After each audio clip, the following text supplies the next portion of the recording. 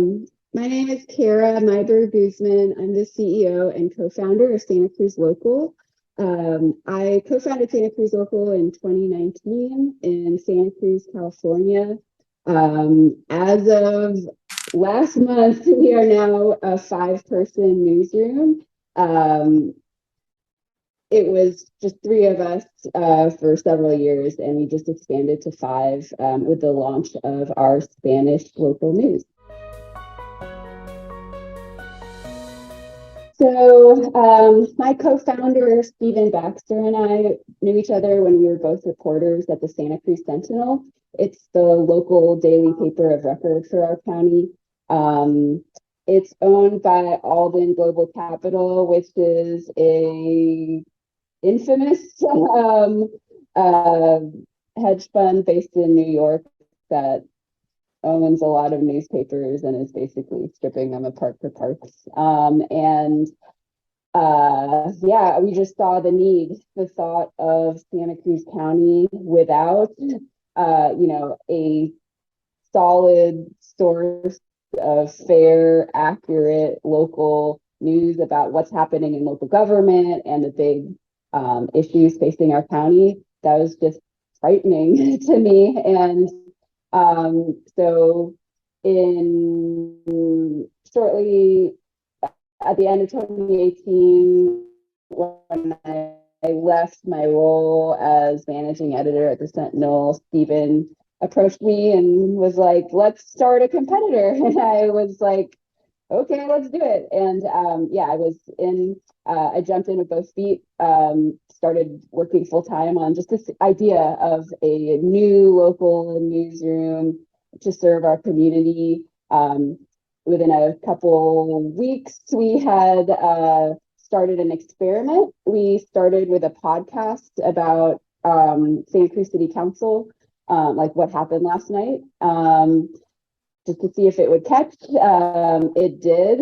People loved it, asked for more. We grew to a newsletter and a website. And then by the late 2019, we had launched a membership program, as a sort of start for our like a revenue, because we launched with what we had in our own back pockets, and we were bootstrapping it for about 10 months. And yeah, I've since been really focusing on the business side, growing our major donor revenue, donation revenue, membership revenue, and grants to a much more sustainable spot today. I think what people really wanted was like a nonpartisan, like a newsroom that's, striving to be unbiased, and that was about local government and these sort of like civic issues. Yeah, I mean, with the sort of decline of the Sentinel, there had been a rise in like bloggers and sort of, I don't know, social media accounts, and just like people were really hungry. Santa Cruz is a very civically engaged community, and people were really feeling the sort of vacuum as the Sentinel, sort of shrank over the years.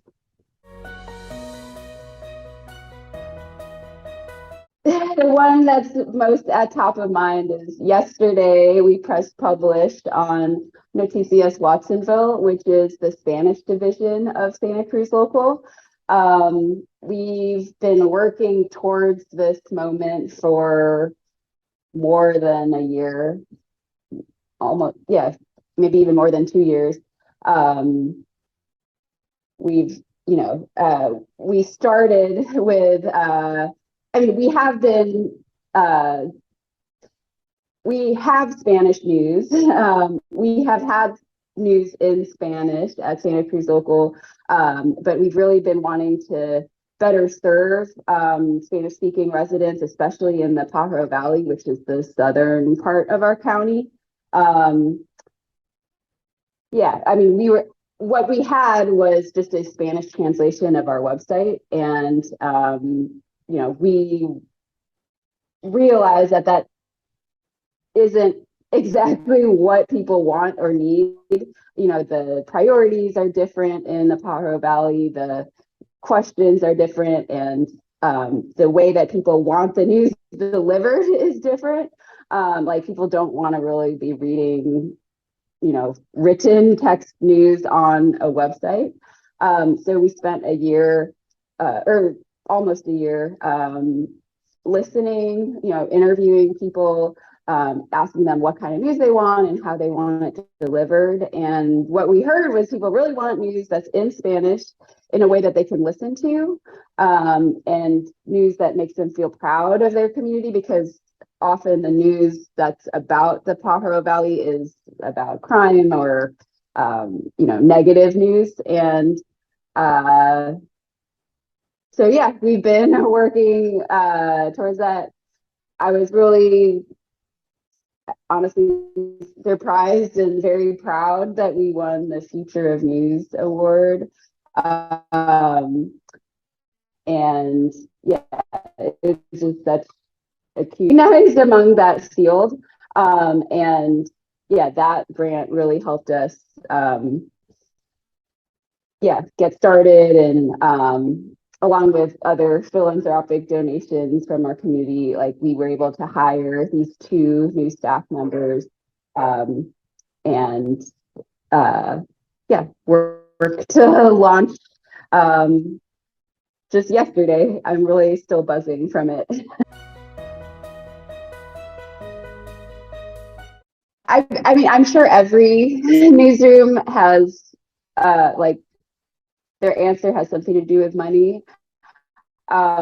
It's, I mean, that's like more dollars is a big, you know, fundraising is a big challenge for us.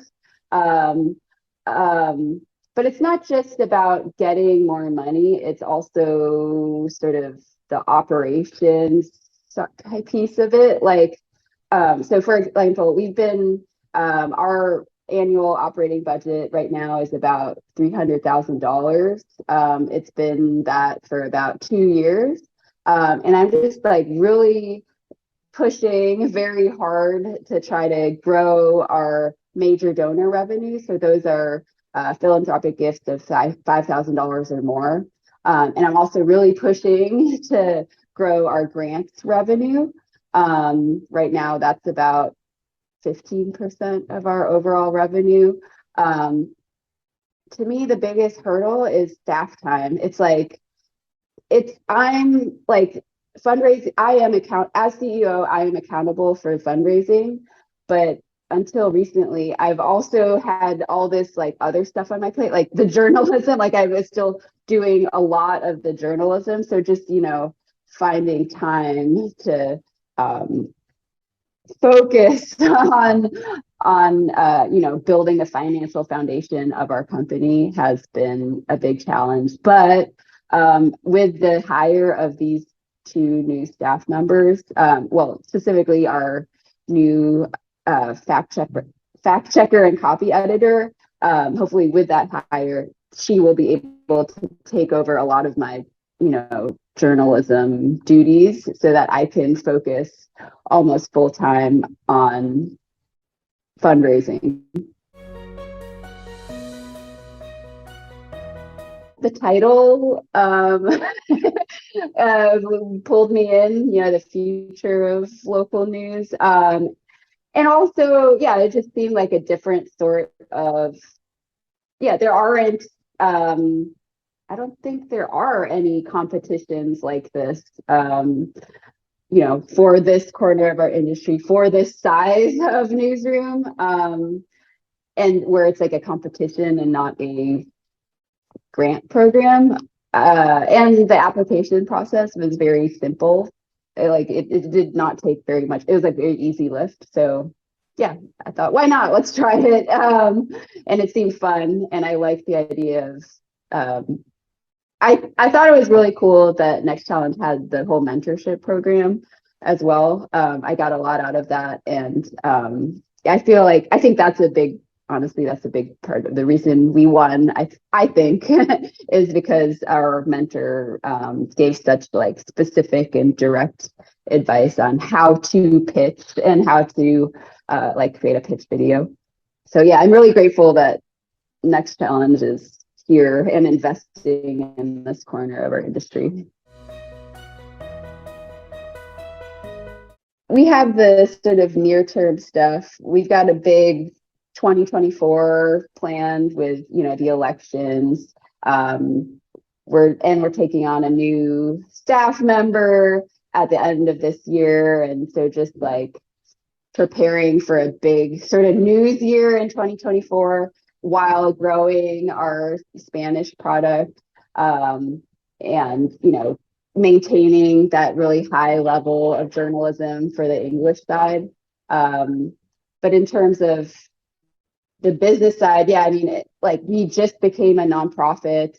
So, you know, we're working with our board to really, we have a plan to grow our revenue over the next 2 years by a pretty ambitious amount.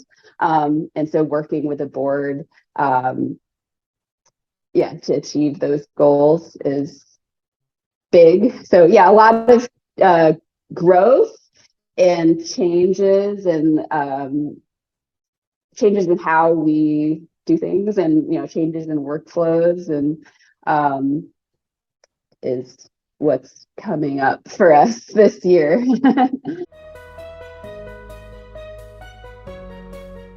I got so much like specific and direct advice from our mentor on like how to pitch, how to tell a story, how to like, yeah, inspire others with your storytelling. You know, it's not all about me and my goals and our company's goals. It's about like how, like showing people the problem that we're solving and how it, yeah, like shifting the focus towards the community rather than like our company and our goals. Um, yeah, but I mean, maybe perhaps the most valuable thing is just the confidence and that we are a local newsroom doing important things on a national scale. I mean, this is the first sort of huge award that we've won, and yeah, it's just so yeah, it's like, so it's really confidence building to like know that we, to get this sort of recognition on a national scale. Yeah, it's, yeah, I feel very, Yeah. still surprised, and yeah, still very proud about it. Yeah, it feels good to get some national recognition. Yeah, because there aren't very many awards programs and things like this for this size of newsroom. It's like, it's very rare to have a chance to celebrate, is what I'm saying, like the work and the progress that we're making. So yeah, I feel very excited and grateful that we got this honor. One of our donors, our big supporters, was so excited for us that we won the award. He owns a restaurant, like a famous restaurant here in Santa Cruz County. It's I think it's known as one of the most romantic restaurants in California. It's like perched on this bluff above a river, and it's just like a very special dining experience. He invited us to have a team dinner to celebrate our Next Challenge win. And yeah, we all took a half day and yeah, spent the evening together. Yeah, just having a really great dinner and just taking a moment to celebrate how far we've gotten. And that's yeah, very, this award and, you know, that night were rare opportunity for us to sort of stop and Yeah. appreciate. So after we won the grant, or after we won Next Challenge, like within 15 minutes, I sent an email to all of our subscribers with a big announcement, and shared the great news and thanked them for, their help in getting us this far, and asked for their donations to push us forward. And yeah, we did get some donations out of that short campaign. But I think it really helped us build credibility with our supporters. And, we're planning this big end of year campaign where I will definitely be sharing our Next Challenge win as part of that. We are, just reminding our supporters that we are like this very high caliber newsroom that's recognized on a national level for, not only the depth of our work, but the sustainability of our business model. And I really appreciate, I think the sort of national recognition and that boost to our reputation will really help us with major donor asks in the next 2 quarters. I really appreciated how easy and accessible the grant application process was.